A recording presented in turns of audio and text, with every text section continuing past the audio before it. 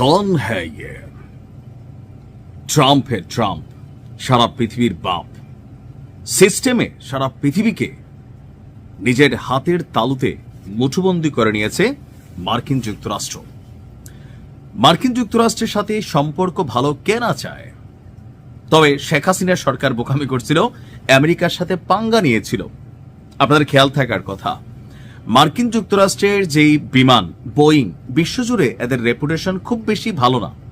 বেশ কয়েকটি সাম্প্রতিক যেই বিমান দুর্ঘটনা হয়েছে, তো বেশিরভাগ জায়গায় আমেরিকার এই বোয়িং বিমানগুলোই দুর্ঘটনার অথবা বিভিন্ন ধরনের ঝামেলার কারণ ছিল, বা এগুলোর মধ্যে ত্রুটি বিচ্যুতি দেখা দিয়েছিল।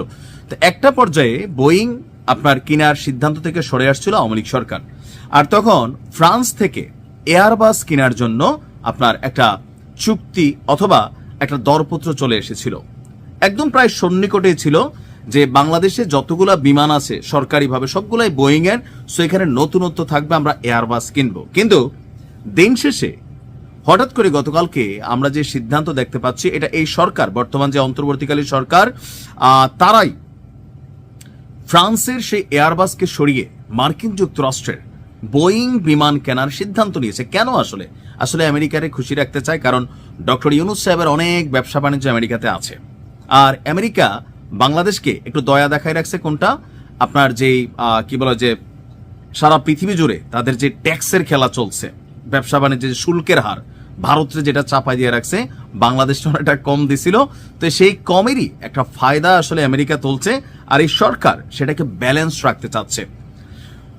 সংশ্লিষ্ট কর্মকর্তারা বলছেন, যুক্তরাষ্ট্রের সাথে বাণিজ্য ঘাটতি কমানোর পদক্ষেপ হিসাবে বর্তমান এই অন্তর্বর্তীকালীন সরকার আগেই বোয়িং থেকে বিমান কেনার প্রতিশ্রুতি দিয়েছিল। অর্থাৎ আমেরিকাকে খুশি রাখার জন্য তলে তলে আগেই তারা প্রতিশ্রুতি দিয়েছিল। এখন আমরা যেটা জানতে চাই, দেখেন, বোয়িং কিনুক এয়ারবাস কিনুক, একজন নাগরিক হিসেবে আমার সমস্যা নাই।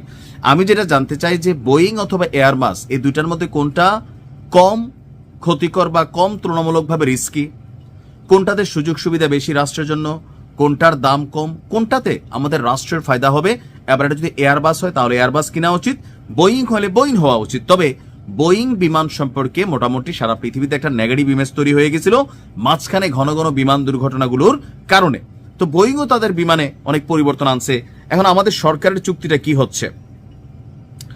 বোয়িং থেকে 14টি নতুন বিমান কিনছে বাংলাদেশ। নিজেদের বহর সম্প্রসারণ এবং আধুনিকায়নের লক্ষ্যে 14টি উড়োজাহাজ কেনার নীতিগত সিদ্ধান্ত নিয়েছে বিমান বাংলাদেশ এয়ারলাইন্স, আর সেখানে ফ্রান্সের এয়ারবাসকে বাদ দিয়ে বোয়িং কোম্পানি থেকেই এসব বিমান নেওয়া হবে।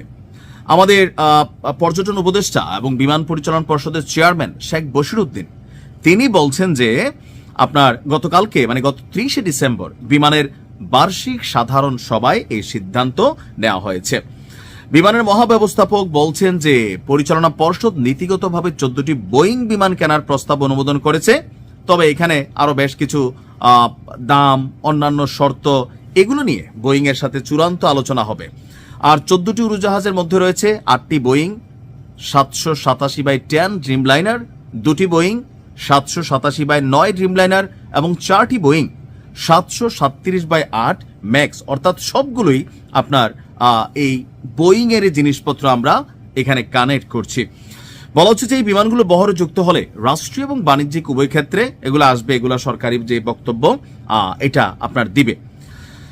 তো এই সিদ্ধান্ত বিমানের মাইল ফলককে ফাইনার এর মাধ্যমে বাংলাদেশ এবং যুক্তরাষ্ট্রের মধ্যকার এভিয়েশনের সম্পর্ক আরো সুদৃঢ় হবে। এখন যে রাষ্ট্র থেকে কিনুক, তবে আমেরিকারে খুশি রাখতে চায় সবাই, এটাই হচ্ছে বাস্তবতা।